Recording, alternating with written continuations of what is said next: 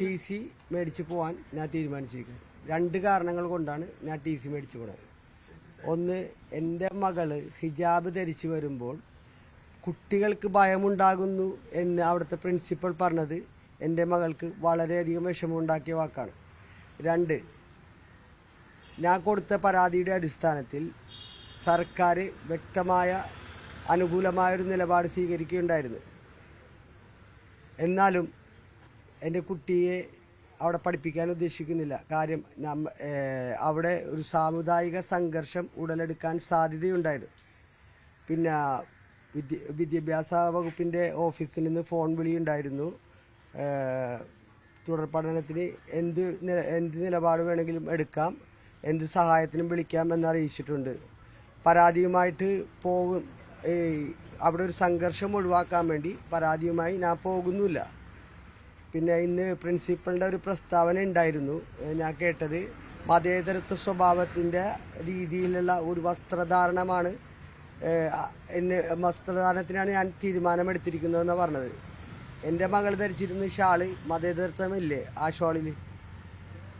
പിന്നെ കാര്യങ്ങൾ എനിക്ക് പറയാൻ മാനസികമായിട്ട് വളരെ ബുദ്ധിമുട്ടുണ്ട്. അതുകൊണ്ട് എൻ്റെ അഡ്വക്കേറ്റ് സംസാരിക്കുന്നത്. അവൾക്ക് മാനസികമായിട്ട് വളരെ ബുദ്ധിമുട്ടുണ്ട്. അതെ അതെ, തീർച്ചയായും തീരുമാനിച്ചിട്ടില്ല. ഇനി ടി സി മേടിച്ചതിന് ശേഷം തീരുമാനിക്കും. അല്ല, ബാക്കിയുള്ളത് എൻ്റെ അഡ്വക്കേറ്റ്. ഇദ്ദേഹത്തിനെതിരെ വ്യാപകമായിട്ടുള്ള പ്രചരണങ്ങൾ നടക്കുന്നുണ്ട്. ഒന്നാമത്തെ കാര്യം, അദ്ദേഹം ഒരു മതഭ്രാന്തുള്ള ആളാണ്. അദ്ദേഹം കുട്ടിയുടെ വിദ്യാഭ്യാസത്തിന് പ്രാധാന്യം കൊടുക്കുന്നില്ല എന്ന് തുടങ്ങിയിട്ടുള്ള പ്രചാരണങ്ങളാണ് പ്രധാനമായും നടക്കുന്നത്. അപ്പോൾ ഇന്ന് രാവിലെ റിപ്പോർട്ടർ ചാനലിൽ ഡോക്ടർ അരുൺ കുമാർ അദ്ദേഹത്തിൻ്റെ മോർണിംഗ് ഷോയിൽ ഇദ്ദേഹം കഴിഞ്ഞ അധ്യയന വർഷങ്ങളിൽ പലപ്പോഴായി 4 തവണയോളം ഹിജാബിൻ്റെ വിഷയത്തിൽ തന്നെ കുട്ടിയെ സ്കൂൾ മാറ്റിയിട്ടുണ്ട് എന്ന തരത്തിലുള്ള ഒരു പ്രസ്താവന നടത്തുകയുണ്ടായി. മാത്രമല്ല, വിദ്യാഭ്യാസത്തിന് പ്രാധാന്യം കൊടുക്കുന്നില്ല എന്നൊക്കെ. അദ്ദേഹത്തിന് 4 പെൺകുട്ടികളുണ്ട്. അദ്ദേഹത്തിൻ്റെ മൂത്ത മകൾ ലണ്ടനിൽ ന്യൂട്രീഷൻ കോഴ്സിന്, ക്ലിനിക്കൽ ന്യൂട്രീഷൻ കോഴ്സിന് PGക്ക് പഠിക്കുകയാണ്. അദ്ദേഹത്തിൻ്റെ രണ്ടാമത്തെ മകൾ റഷ്യയിൽ MBBS കോഴ്സിന് പഠിക്കുകയാണ്. ഇന്ന് രാവിലെ 3 മണിക്ക് ബോട്ടിൽ ജോലിക്ക് പോയിട്ടാണ് അദ്ദേഹം ഇപ്പോൾ നിങ്ങളെ സമീപിക്കുന്നത്. അദ്ദേഹത്തിന് നിരവധി ലോണുകളുണ്ട്. ആ ലോണുകൾ മുഴുവനും, ആ സാമ്പത്തിക ബാധ്യത മുഴുവനും അദ്ദേഹത്തിൻ്റെ പെൺകുട്ടികളെ പഠിക്കാൻ വേണ്ടി ഉണ്ടാക്കിയിട്ടുള്ളതാണ്. അതുകൊണ്ട് തന്നെ ഇത്തരത്തിലുള്ള വ്യാജ പ്രചാരണങ്ങൾ, പ്രത്യേകിച്ചും ഡോക്ടർ അരുൺകുമാറിൻ്റെ ഭാഗത്തുനിന്നുണ്ടായിട്ടുള്ള, അത് ബോധപൂർവമാണെന്ന് ഞങ്ങൾ വിചാരിക്കുന്നില്ല, ആ വസ്തുതാവിരുദ്ധമായിട്ടുള്ള പ്രചരണം തിരുത്തിയിട്ടില്ലെങ്കിൽ അക്കാര്യത്തിൽ ഞങ്ങൾ നിയമ നടപടികൾ സ്വീകരിക്കാൻ തീരുമാനിച്ചിട്ടുണ്ട്. ഇദ്ദേഹത്തിനെതിരെ വ്യാജമായി നടക്കുന്ന പ്രചരണങ്ങൾക്കെതിരെ മാത്രമാണ് ഇപ്പോൾ നിയമ നടപടികൾ സ്വീകരിക്കാൻ തീരുമാനിക്കുന്നത്. അദ്ദേഹത്തിൻ്റെ നിലപാട് എന്ന് പറയുന്നത്, ഈ സംഘർഷം, ഈ ഒരു പ്രശ്നം അവിടെ വിശേഷിച്ചും കേരളത്തിൽ ലത്തീൻ ക്രിസ്ത്യൻ സമൂഹവും മുസ്ലിം സമൂഹവും തമ്മിലുള്ള ഒരു സംഘർഷമാക്കി വളർത്താനുള്ള വളരെ ബോധപൂർവമായ ചില ശ്രമങ്ങൾ നടക്കുന്നു എന്ന് മനസ്സിലാക്കുന്നു. അത്തരത്തിലുള്ള ശ്രമങ്ങൾക്ക് കരുവാകേണ്ടതില്ല എന്ന നിലപാടാണ് അദ്ദേഹം സ്വീകരിക്കുന്നത്. അതുകൊണ്ട് തന്നെ ഇതൊരു സംഘർഷമായി മുന്നോട്ട് പോകേണ്ടതില്ല. അതേസമയം അദ്ദേഹത്തിൻ്റെ മകളുടെ മൗലികാവകാശവുമായി ബന്ധപ്പെട്ട് അദ്ദേഹത്തിൻ്റെ മകളുടെ ഹിജാബ് ധരിക്കുവാനുള്ള വിശ്വാസപ്രകാരവും സംസ്കാരപ്രകാരവുമുള്ള അവകാശവുമായി ബന്ധപ്പെട്ട ചോദ്യങ്ങൾ ബാക്കിയാണ്. എന്നാൽ ഈ ഒരു വിഷയത്തിൽ ഇനിയൊരു സംഘർഷവുമായി മുന്നോട്ട് പോകേണ്ടതില്ല എന്ന നിലപാടാണ് അദ്ദേഹം സ്വീകരിക്കുന്നത്. ഇവിടെ സൂചിപ്പിക്കപ്പെട്ടതുപോലെ സ്കൂൾ പ്രിൻസിപ്പലിൻ്റെ പ്രതികരണം ഇന്ന് പുറത്തു വന്നിട്ടുണ്ട്. അതിൽ അവർ പറയുന്നതിൽ പ്രശ്നമായി ഞങ്ങൾ കാണുന്നത് ഒരേ ഒരു കാര്യമാണ്. അതായത് ഹിജാബ് നിഷേധിക്കുന്നത് ഇന്ത്യൻ മതേതരത്വത്തിൻ്റെയും സംസ്കാരത്തിൻ്റെയും ഭാഗമായിട്ടാണ് എന്നാണ് അവർ പറയുന്നത്. അങ്ങനെ വരുമ്പോൾ നമ്മുടെ മതേതര സങ്കല്പങ്ങളിൽ നിന്ന് പുറത്താണോ ഈ കുട്ടിയുടെ വിശ്വാസവും അവരുടെ സംസ്കാരവും എന്ന ചോദ്യം ബാക്കിയാവുന്നുണ്ട് എന്നാണ് എനിക്ക് തോന്നുന്നത്. ഇതിലിപ്പോൾ സ്കൂൾ പറയുന്നത് മാനേജ്മെൻറ്റിൻ്റെ എല്ലാ നിയമങ്ങളും പാലിച്ചു വരികയാണെങ്കിൽ ആദ്യ ദിവസം വന്ന പോലെ തന്നെ സന്തോഷത്തോടെ കുട്ടിയെ സ്വീകരിക്കും എന്നുള്ളതാണ്. അപ്പോൾ എങ്ങനെയാണ് അതിനോടുള്ള ഒരു പ്രതികരണം? അത്തരത്തിലൊരു സന്തോഷകരമായിട്ടൊരു അന്തരീക്ഷം ഇനി ഉണ്ടാവില്ല എന്നുള്ളതാണ്.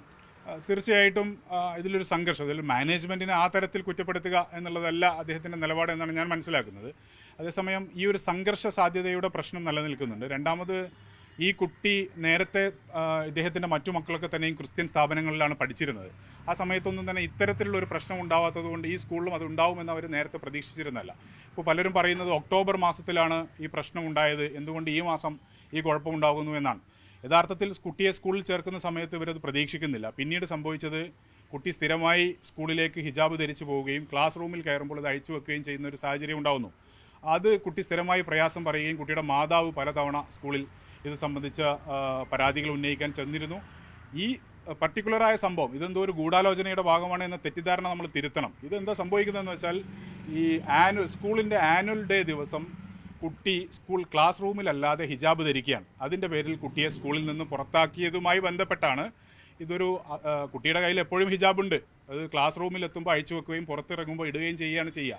ആ ദിവസം ആനുവൽ ഡേ ആയതുകൊണ്ട് പുറത്തെ ഹാളിൽ നടക്കുന്ന പരിപാടിക്ക് കുട്ടി ഹിജാബ് ധരിച്ചതുമായി ബന്ധപ്പെട്ടാണ് ഈ പ്രശ്നങ്ങൾ ഉണ്ടാകുന്നത്. അല്ലാതെ അദ്ദേഹം എന്തോ പ്ലാൻ ചെയ്ത് ഒക്ടോബർ മാസത്തിലൊരു പ്രശ്നം ഉണ്ടാക്കി എന്ന നിലയിലല്ല അതുണ്ടാവുന്നത്. അതിനുശേഷം ഉണ്ടായ സംഭവവികാസങ്ങൾ അപ്രതീക്ഷിതവും അല്പം ഒരു സ്കൂൾ മാനേജ്മെൻറ്റിൻ്റെ ഭാഗത്തു നിന്ന് ഉണ്ടാവാൻ പാടില്ലാത്ത കാര്യമാണ്. ഞാൻ അതിൽ ഇത്രമാത്രമാണ് സൂചിപ്പിക്കുന്നത്. ഒരു അഭിഭാഷകൻ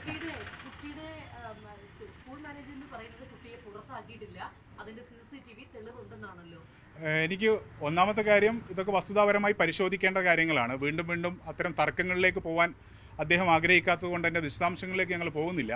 പക്ഷേ ആ പറയുന്ന കാര്യങ്ങൾ നേരത്തെ സ്കൂളിനെതിരെ ഉന്നയിക്കപ്പെട്ടിട്ടുള്ള വിമർശനങ്ങളും പരാതികളും എല്ലാം വസ്തുതാപരമാണ് എന്ന് തന്നെയാണ് അദ്ദേഹം ഇപ്പോഴും ഉറച്ചു പറയുന്നത്.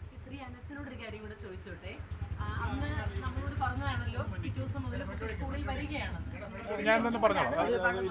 ഇനി അതിൽ ഒരു തർക്കത്തിലേക്ക് പോവേണ്ടതില്ല എന്നതാണ് നമ്മുടെ നിലപാട്. ഈ പറയപ്പെടുന്ന സംഭവം അദ്ദേഹത്തെ ജനപ്രതിനിധികൾ വന്ന് കണ്ടിരുന്നു. സ്കൂൾ മാനേജ്മെൻറ്റുമായി ഒരു ചർച്ച നടന്നിട്ടില്ല. ചർച്ച നടന്നത് ജനപ്രതിനിധികളുമായിട്ടാണ്. ആ സന്ദർഭത്തിൽ ഇത് വലിയൊരു കുഴപ്പത്തിലേക്ക് പോകുന്നു നാട്ടിൽ, നിങ്ങൾ അത്തരം ഒരു കുഴപ്പമുണ്ടാക്കരുത് എന്ന് പറഞ്ഞപ്പോൾ അവരോട് ശരി എങ്കിൽ എന്ന് അദ്ദേഹം പറഞ്ഞിരുന്നു. എന്നാൽ പിന്നീട് ഈ സംഭവ വികാസങ്ങളൊക്കെ ഡെവലപ്പ് ചെയ്യുന്ന സന്ദർഭത്തിൽ കുട്ടിയുടെ ഒരു മാനസികാവസ്ഥ കൂടി പരിഗണിച്ചുകൊണ്ടാണ് ഇനി അങ്ങോട്ട് പോകേണ്ടതില്ല എന്നവർ തീരുമാനിക്കുന്നത്.